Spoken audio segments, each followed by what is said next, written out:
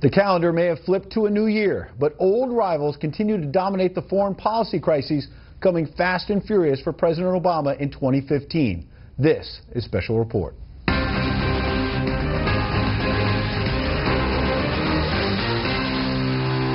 Good evening and Happy New Year. I'm Ed Henry in for Brett Baer. Fireworks lit the sky last night to ring in 2015, while foreign policy hotspots continue to smolder all around the world. Our national security correspondent Jennifer Griffin looks at the new year and the massive national security challenges ahead. New Year's Day 2015, Americans woke up to a more dangerous world than 1 year ago, and Russians were told to pull together in a New Year's address from their president, Vladimir Putin. Dear friends, now when we are reflecting on the departing year, I would like to sincerely thank you for unity and solidarity, for the continuing readiness to defend Russia's interests. Last January 1st, no one was talking about ISIS. The White House disparaged the threat. The president called the Sunni apocalyptic fighters a JV team, arguing al-Qaeda was on the run. And now the president says American leadership is having an impact around the world. America is probably as well positioned for the future as we've been in a very long time. In the past year, Vladimir Putin invaded Ukraine, annexing Crimea and launching a proxy war in Europe. The FBI says North Korea's unpredictable young dictator launched a cyber war against Hollywood, threatening commerce in the U.S. And Ayatollah Ali Khamenei declared Iran would continue its nuclear development as a deadline to end his country's nuclear program came and went. In Washington, a new year brings with it old resolutions to find common ground with last year's foes.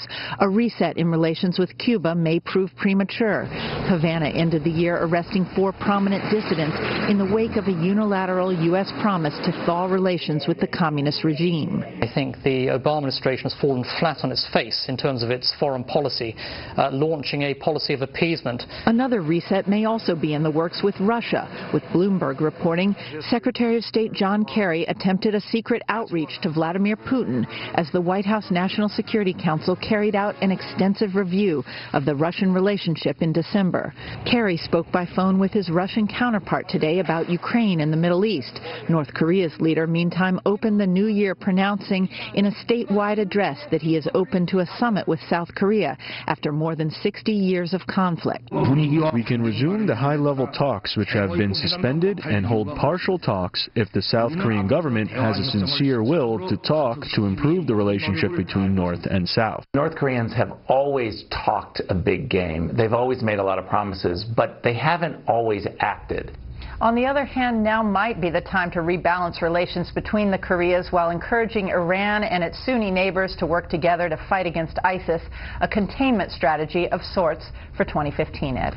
Jen, the White House argues that, and the president did this at his year-end news conference, that the last year ended with some good news. Well, yes and no. With the price of oil half of what it was a year ago, the U.S. has leverage over Russia and Iran. In fact, Iran reached out to Saudi Arabia today asking the kingdom to curb its oil output. This as Saudi's 90-year-old king was reportedly hospitalized. The one thing that could further destabilize the Middle East in the year ahead would be a succession battle in Saudi Arabia. No doubt we'd see a whole new round of the Arab Spring. Good to see you, Jennifer Griffin. Thanks. Happy New Year. There were 10 coalition airstrikes launched against ISIS in Syria and Iraq yesterday, the latest action in an ongoing offensive that some critics still feel is just not strong enough. One of those critics is an American who actually joined the Kurds on the front lines all on his own. He spoke to our chief intelligence correspondent, Catherine Herridge, on the condition we disguise his identity.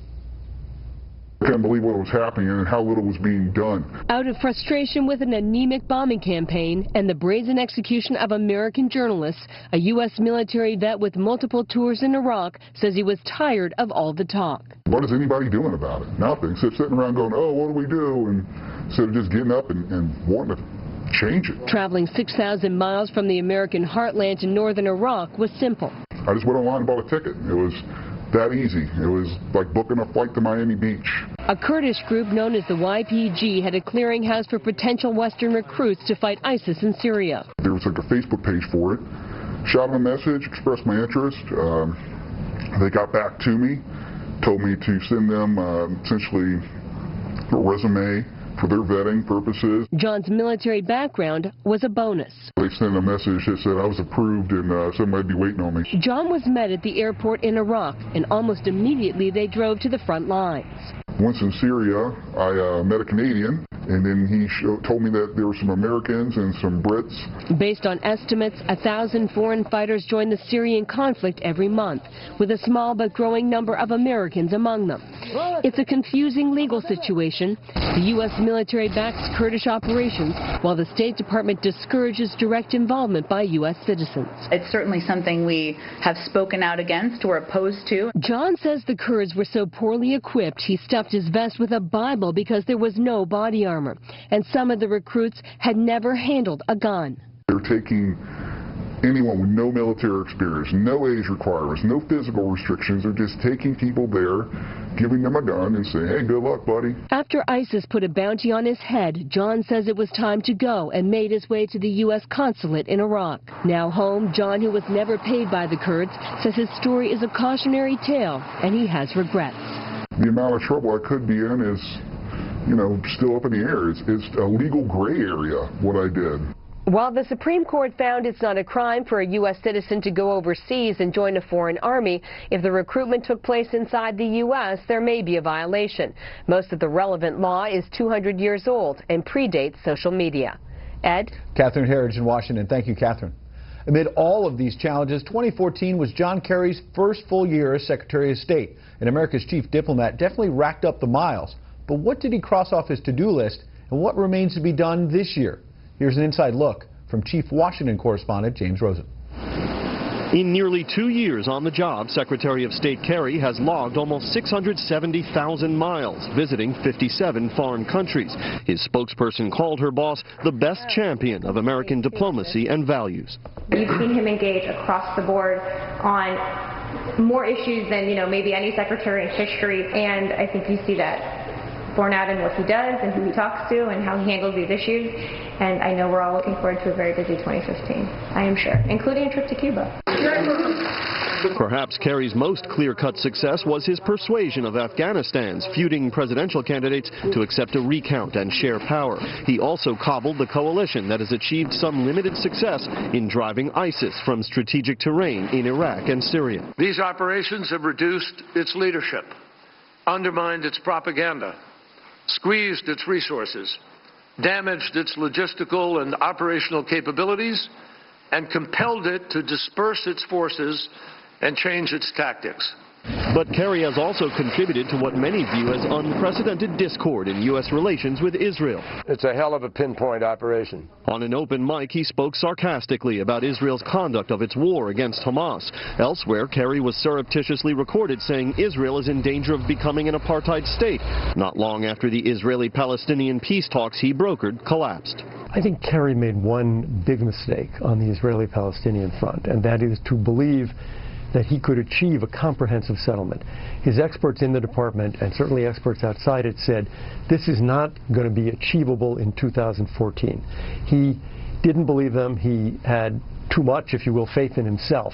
Kerry's other major negotiation, the P5+1 nuclear talks with Iran, also failed to produce an accord, ending instead in a second extension. When I hear that Secretary of State Kerry is flying someplace to try to negotiate, it sends a chill up my spine. Veteran observers say that what handicaps Kerry most is the same problem that bedeviled his predecessor, Hillary Clinton, namely the preference of the man they have both served, President Obama, to allow the National Security Council to run foreign policy out of the White House.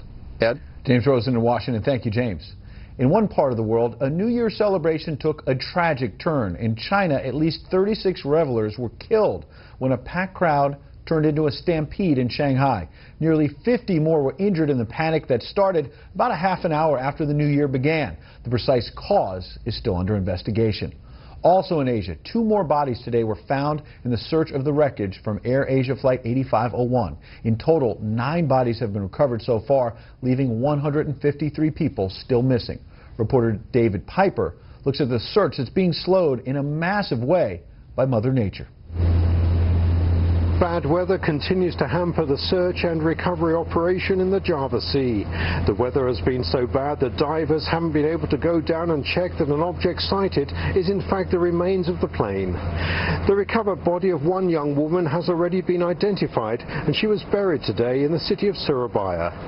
50 ships, including the USS Samson with its sonar detection equipment, have continued to search the sea for bodies and debris from the plane. A source quoted by the Reuters news agency says data appears to show the Airbus may have stalled after an unbelievably steep climb.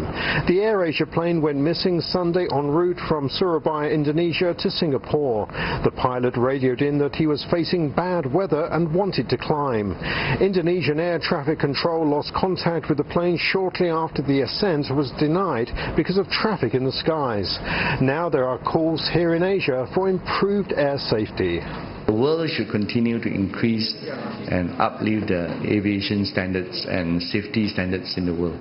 The Indonesian province in which Surabaya is located cancelled New Year celebrations because of the tragedy. Back to you, Ed.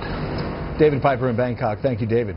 Up next, the Obama administration is hiring 1,000 bureaucrats to deal with the president's executive actions on immigration. Is the federal government about to grow big time in 2015? But first, here's what some of our Fox affiliates all around the country are covering tonight. WAGA in Atlanta is all over Chick-fil-A announcing an investigation into a possible credit card data breach.